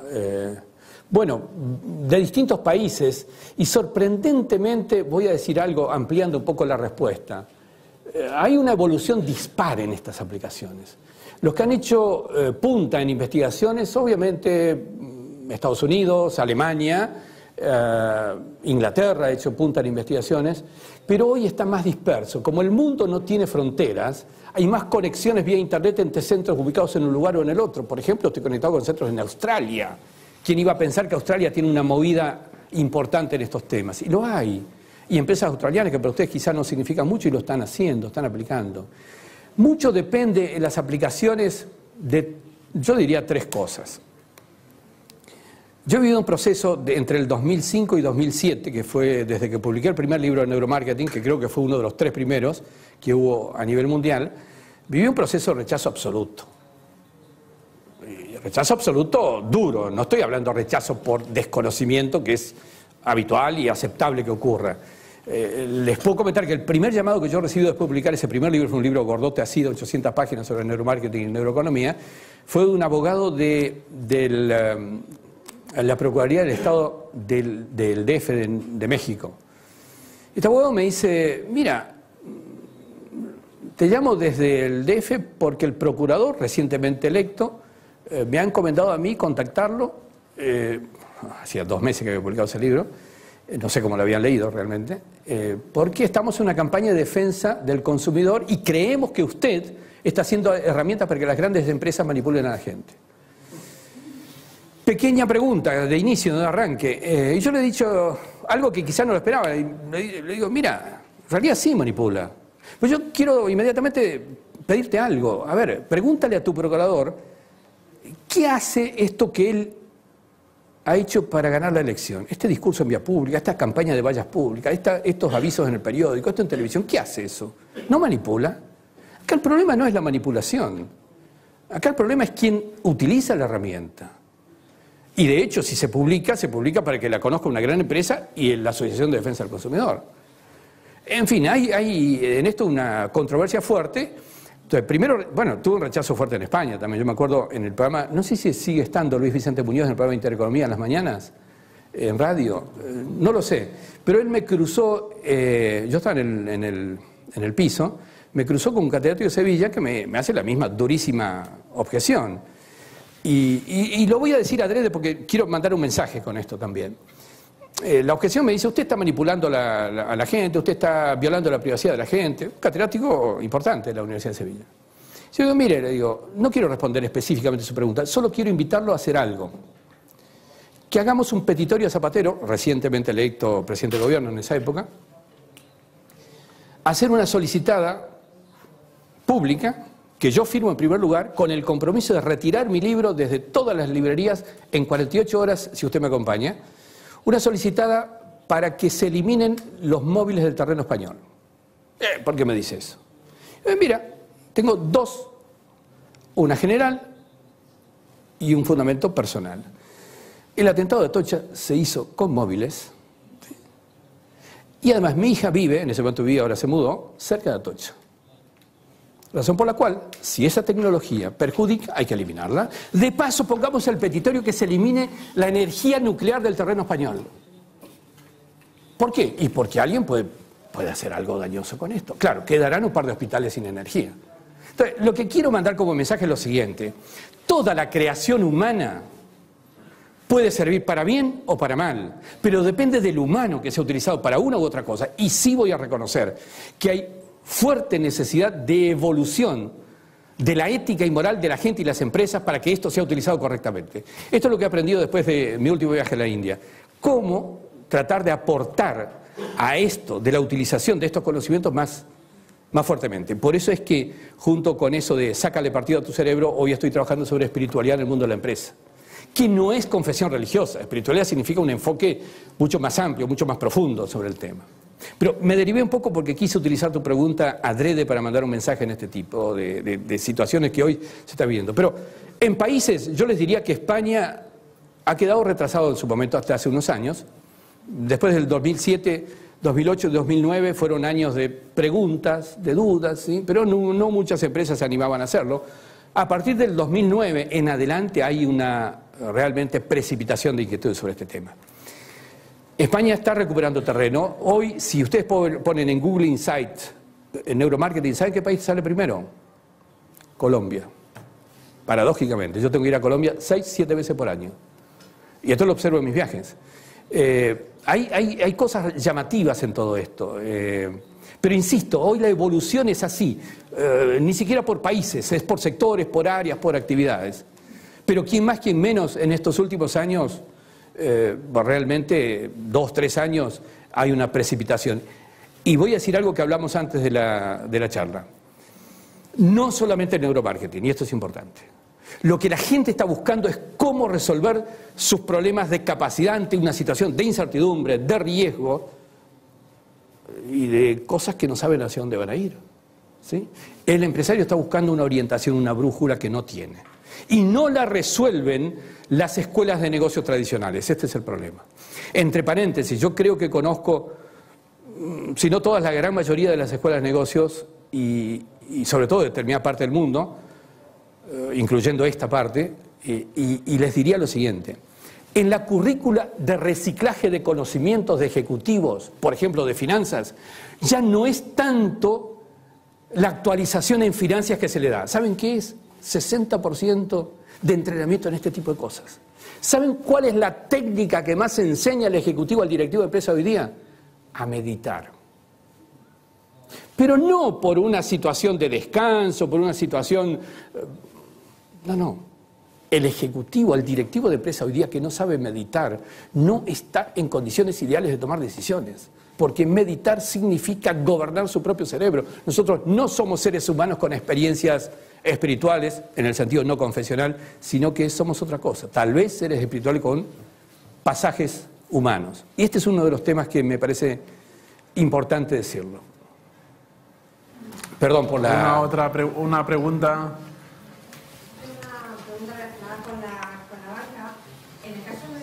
Se oye muy bien. La parte racional, bueno, está clara, pero la parte emocional, si tú le pones a un cliente un depósito, o sea, un depósito u otro, yo no veo cómo puede sentir una emoción distinta de uno u otro, o una hipoteca distinta. Y otra pregunta es, en una hipoteca o una nómina, cuando no hay una ventaja diferencial clara, y teniendo en cuenta que hay una base, unas experiencias negativas con la banca en el país y a nivel mundial, ¿eso cómo lo enfocarías tú si fueras el responsable? Gracias. Bien.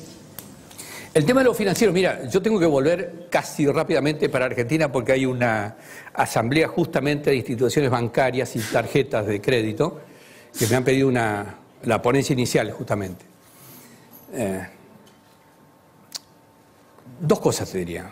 Hoy en la banca se está estudiando este tema fuertemente. Y si luego me mandas un mail te puedo remitir un estudio que ha hecho el Instituto Financiero de Liechtenstein. Instituto de Estudios Financieros de un país que tú sabes, es una piedra con un montón de bancos. Punto. Perdón, no quiero desmerecer, pero es así. Justamente estudiando esta temática, que te voy a agregar algo. No es lo emocional como antítesis de lo racional, ¿eh? Yo estoy hablando de neuroaplicaciones donde lo emocional es una parte, pero no el todo. Esto significa el estudio de aquellas cosas que generan una determinada decisión, que son el estudio básicamente de lo metaconsciente, que puede ser emocional o no, ¿sí? Por eso quiero desmitificar, porque acá se ha puesto una especie de polaridad, básicamente a raíz de Goleman, que ha traído, y con muy buen criterio, a la superficie toda esta temática de la inteligencia emocional, pero que ha polarizado, pero que no es solamente un polo o el otro. Acá estamos hablando de otra cosa, ¿sí? Como una síntesis donde esto se incluye, pero no es lo único. Bien. Tú mismo estás diciendo algo. ¿Por qué tomas una hipoteca en un lado o en el otro?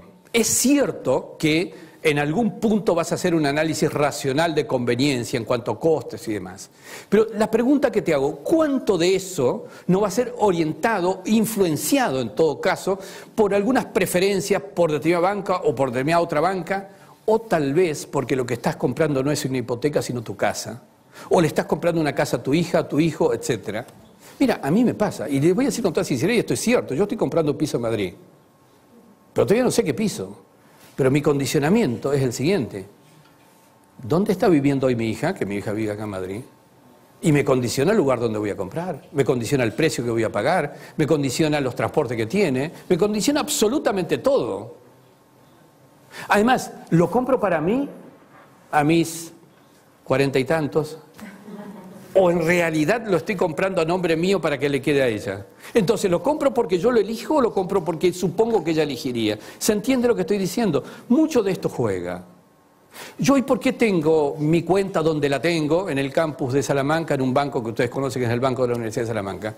Y porque yo estoy comprando esa banca porque está en mi segunda, yo diría no segunda, es mi primera ciudad. Es mi ciudad adoptiva por la universidad y de alguna manera es mi afecto. ¿Se entiende? Entonces, muchas cosas que a veces no tienen que ver con el hecho. Cuando yo compro este vaso, no lo compro por el vaso, lo compro por un montón de otros factores. ¿Sí? Esto es un poco el tema que hay que jugar. Las decisiones no pasan estrictamente por lo que el producto en el sentido tradicional, sino que pasan por las cosas que le recuerdan a la persona las estimulaciones de ese producto y sus complementos. Por ejemplo, yo tengo terror de los vasos con agua.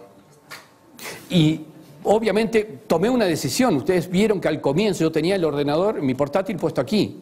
Y después no, acá no, allí. Pero no fue por la conexión eléctrica, porque aquí tenía otra. ¿Saben por qué? Conferencia con laboratorios Vagó, unos laboratorios importantísimos, de laboratorios en Rusia, por todos lados del mundo. Con los hermanos Vagó, propietarios de Delante, con toda su directiva. Obviamente mi vasito de agua aquí y mi portátil aquí. ¿Qué se me ocurre hacer con mis gestos? Que soy muy gestuoso justamente para transmitir. Púmbate esto. El vaso con toda su agua sobre el teclado de mi portátil con todas mis filminas y demás. Hizo puff y se apagó todo. Al comienzo, 2 minutos de iniciada la actividad. Me ha quedado grabado. Jamás voy a admitir que un vasito de agua esté a menos de medio metro de mi ordenador. ¿Se entiende? Las decisiones las tomamos por cosas que tenemos grabadas. Ya. ¿Alguien más quiere que le escriban el próximo plan de marketing? ¿Automóviles? A mí me gustaría hacer un comentario que, por ejemplo, sobre todo se está aplicando mucho en la parte femenina, por ejemplo, en las tiendas de moda, ahora se está utilizando mucho los olores. Sí, claro. Atletas con olores, sin duda. Sí, sí. Vuelvo a empezar. Yo quería hacer un comentario, no una pregunta, porque yo creo que todo lo que es la técnica del neuromarketing se está aplicando mucho, sobre todo en el sector femenino. Y yo lo he visto claramente en las tiendas de moda. O sea, en las tiendas de moda se está utilizando mucho los olores. También se está utilizando mucho la música, sobre todo en los supermercados.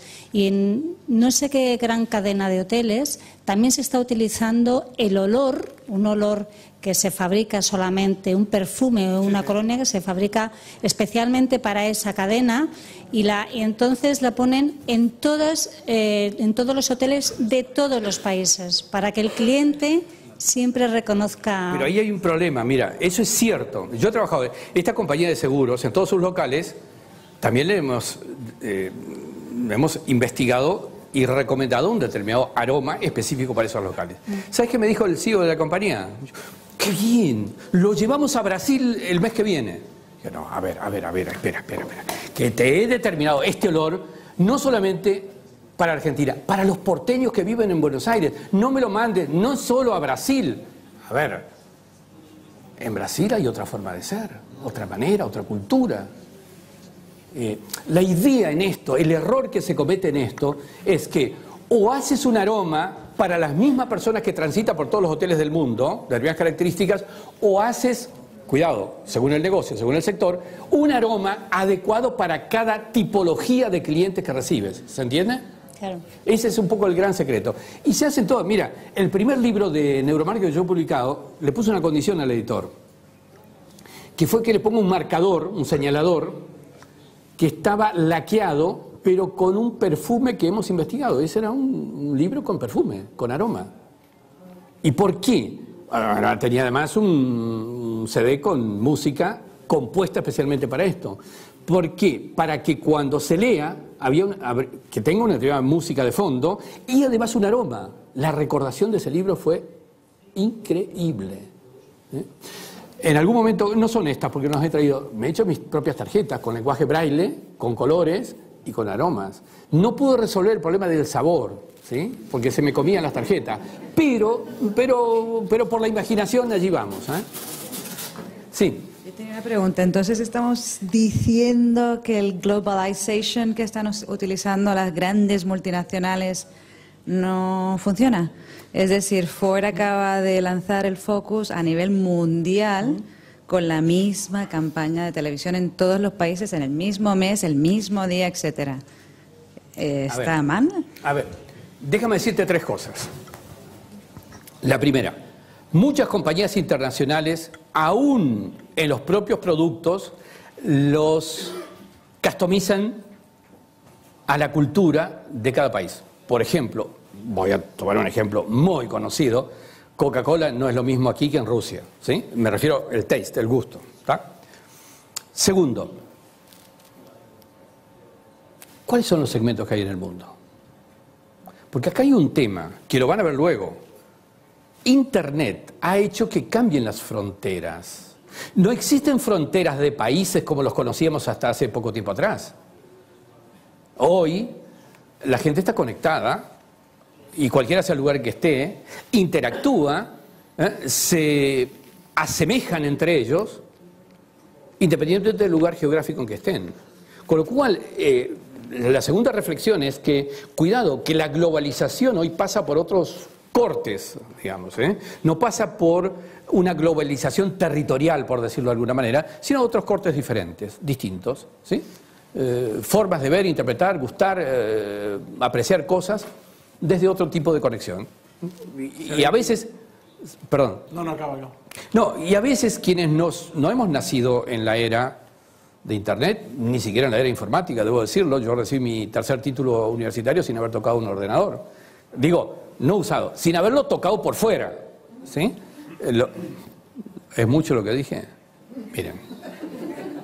Miren, a ver, tampoco tengo tantos, pero no se olviden que 30 años atrás no había demasiados ordenadores, ni en España ni en ningún lado, ¿eh? Bien.